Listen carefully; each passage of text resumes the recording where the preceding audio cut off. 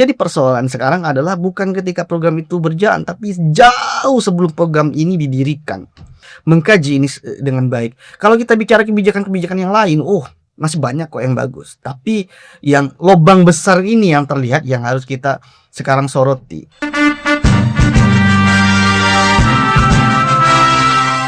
Perkenalkan, saya Najwa yang pada malam hari ini akan bersamai teman-teman sebagai moderator dalam diskusi lintas komisariat dengan tema refleksi kemerdekaan, menakar cita-cita kemerdekaan di tengah krisis kepercayaan publik.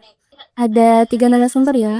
Yang pertama itu dari Bang Husain, MPD, dari tim kaderisasi nasional PBBMI. Kemudian narasumber kedua Bang Abdul Wesi SAP dari jurnalis Suara dan narasumber ketiga Bang Solihin Ishak dari PMI. Oke, pertanyaan dari Supriyadi dari Komisaris Mempawah ya. Jadi pertanyaannya adalah kapan terakhir pemerintah mendengarkan kritik dan hilang gitu sesuai dengan isu yang baru. Kalau pertanyaannya kapan pemerintah terakhir mendengarkan aspirasi masyarakat, itu pertanyaan yang sangat kompleks ya. Kita tidak bisa menarik kesimpulan pertanyaan yang kompleks seperti itu sehingga kita mengasumsikan bahwa negara benar-benar tidak mendengarkan masyarakat. Tidak juga. Negara tentu masih mendengarkan masyarakat, tapi yang tadi kita diskusikan hari ini yaitu apakah komunikasinya sudah efektif, apakah sudah benar-benar diterima. Itulah yang menjadi persoalan sekarang. Kita menganggap bahwa negara ini 100% tidak mendengar ya, tidak juga. Tentu banyak sekali ada dinas terkait, Pemda, ada kementerian, ada presiden, ada sekretaris kabinet dan lain-lain. Intinya adalah negara kita belum efektif untuk hari ini ya, belum efektif dalam menerima aspirasi masyarakat, dalam mengimplementasikan kebijakan-kebijakannya dan mengambil kebijakan yang dianggap efektif untuk masyarakat. Maka tadi yang saya sampaikan ada namanya policy gap atau kebijakan yang berjarak dengan masyarakat. Ada juga communication gap, yaitu komunikasi yang berjarak dengan masyarakat. Policy gap itu atau kebijakan yang berjarak itu adalah kebijakan yang dibuat oleh pemerintah namun tidak benar-benar dirasakan oleh masyarakat karena tidak ada pengkajian, mungkin kajiannya tidak matang atau kajiannya hanya sepintas lalu dijadikan kebijakan. Maka memang kalau kita belajar tentang kebijakan publik, dari situ kita harus tahu ada istilah good government dan yang lain-lain.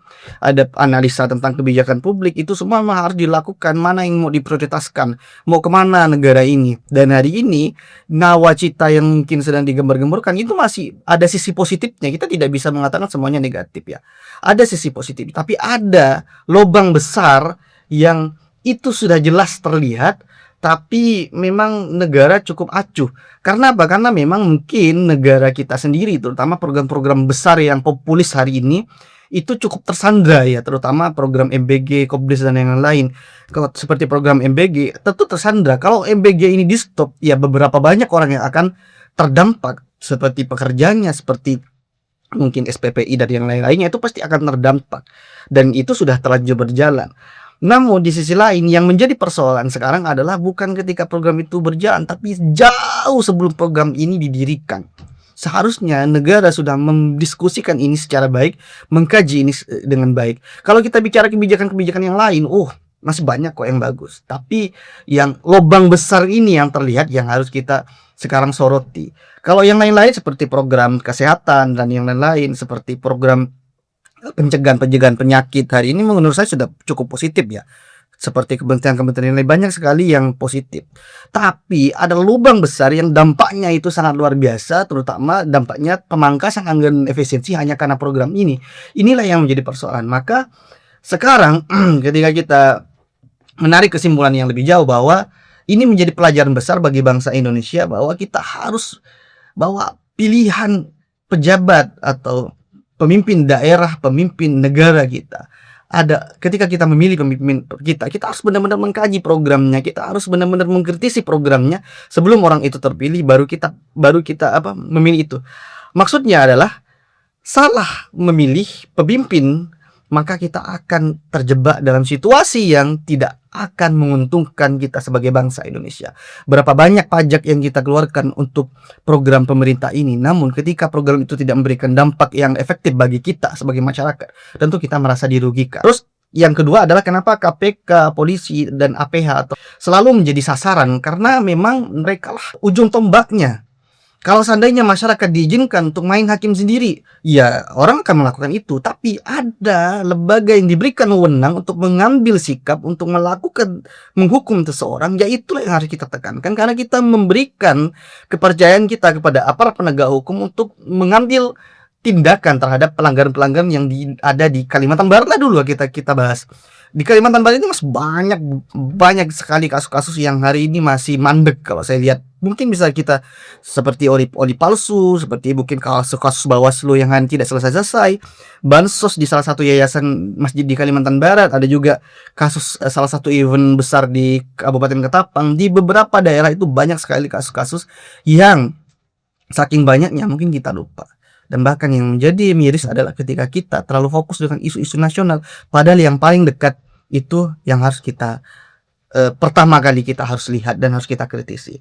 Dan tadi mengkaji lagi banyak sekali isu-isu yang sangat penting untuk kita analisa, terutama di daerah kita sendiri. Kalau kita terlalu fokus dengan satu corong media besar yang ada di nasional atau di Jakarta sana, ya tidak salah. Tapi yang paling penting adalah hal yang terdekat kita, karena yang terdampak itu adalah keluarga kita. Dan yang paling terdekat ya seperti Karhutla sekarang ya. Seperti Karhutla sekarang. Kenapa harus terjadi di setiap tahun? Apakah tidak ada pencegahan? Apakah tidak ada edukasi kepada masyarakat? Daripada anggarannya harus dikeluarkan untuk melakukan pemadaman, mending digunakan untuk pencegahan. Karena memang ini kejadian tahunan. Gimana mungkin ini tidak bisa kita stop?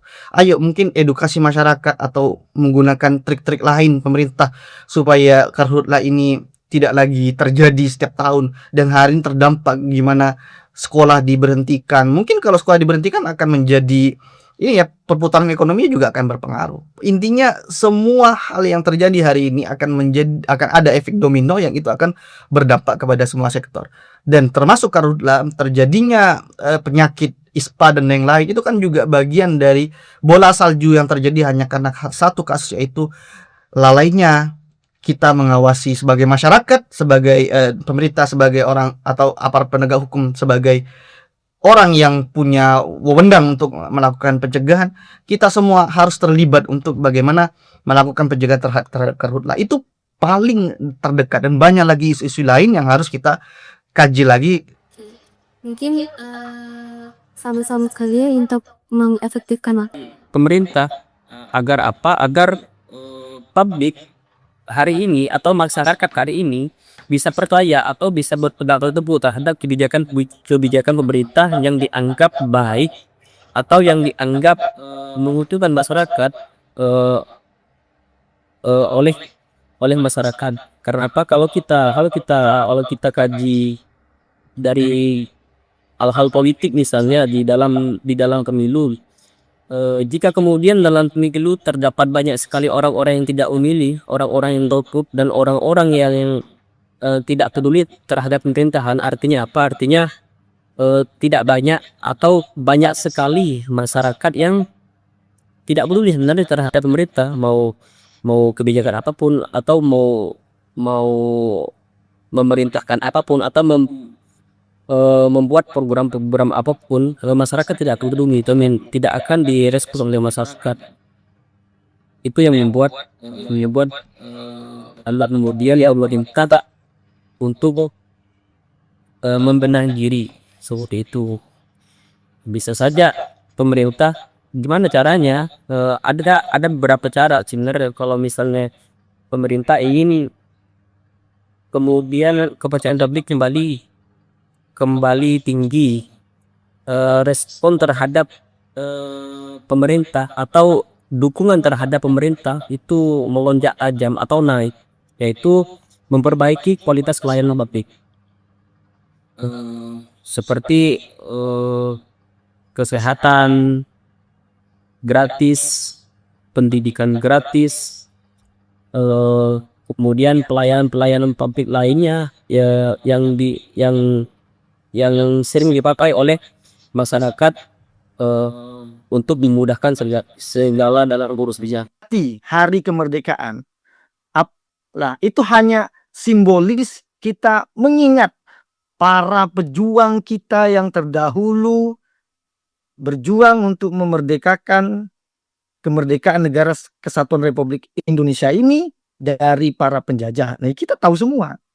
Nah, tidak berarti kemudian bahwa rakyat Indonesia ini sudah merdeka.